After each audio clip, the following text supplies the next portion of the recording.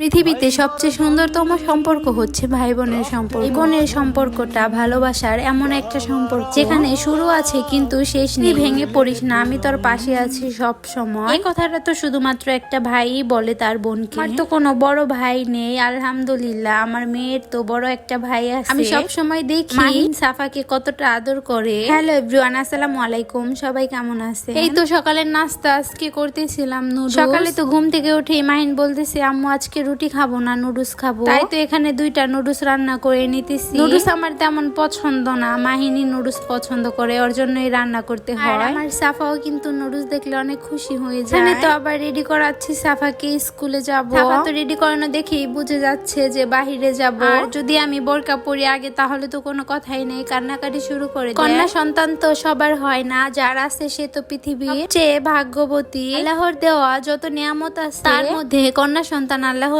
দেওয়া শ্রেষ্ঠ নিয়ামত। আমার সন্তান আমার জীবনের সবচেয়ে বড় উপহার। আমার একাকিত্বের সঙ্গী, আমার হাসির কারণ, আমার বাঁচার ইচ্ছা। হয়তো নিখুঁত মা নয়, কিন্তু তোমাদের জন্য আমি আমার সর্বোচ্চটাই দিয়ে যাব। তোমরাই তো আমার একমাত্র ফুল। বলতে বলতে তো আবার এদিকে চা খাচ্ছিলাম। ক্লাসে তো অনেক ঘুম পাচ্ছিল, তাই ভাবিরা বলতেছিল চলেন চা খেয়ে আসি। যেহেতু স্কুলের পাশে একটা দোকান আছে, তাই তো চলে আসলাম চায়ের দোকানে। এখানে তো বসে বসে চা খাচ্ছিলাম। চাটা কিন্তু ভীষণ মজা ছিল। তারপরে তো স্কুল থেকে বাড়িতে চলে আসছি। সে তো আর বসে থাকা যাবে না, রান্না বান্না করতে হবে। আবার আজকে মাহিনকে জিজ্ঞাসা করেছি যে কি রান্না করব। তো মাহিন এখানে বলতেছিল আম্মু মুরগির মাংস রান্না করো। আমি যখনই জিজ্ঞেস করি কি রান্না করব, সব সময় বলে মুরগির মাংস। তারপরে কি আর মাংস বের করে চলে আসছি রান্না করার জন্য। এদিকে তো আমি মাংস কষিয়ে নিচ্ছিলাম। আর মুরগির মাংস খাবে, তাও রান খাবে। দুই ভাই বোনকে যদি দুইটা রান দেই না হবে না, ওকে দিতে হবে দুইটা। আদর করে বোনকে, কিন্তু রান দিবে না, তার তো রান অনেক বেশি পছন্দ। আজকে তো আমি মাহিনকে বলতেছিলাম একটা রান বোনকে দিও, বলতেছিল আচ্ছা আম্মু একটা আপুকে দিও, কিন্তু ও তো আর পরে দেয় না। সাফা তো খেতে পারে না, তারপরও হাতে নিয়ে একটু খাওয়ার চেষ্টা করে। আজকে তো বাজারে গিয়েছিলাম, দেখতেছি একটা মামা লিচু নিয়ে বসে আছে। লিচুগুলো কিন্তু অনেক সুন্দর ছিল।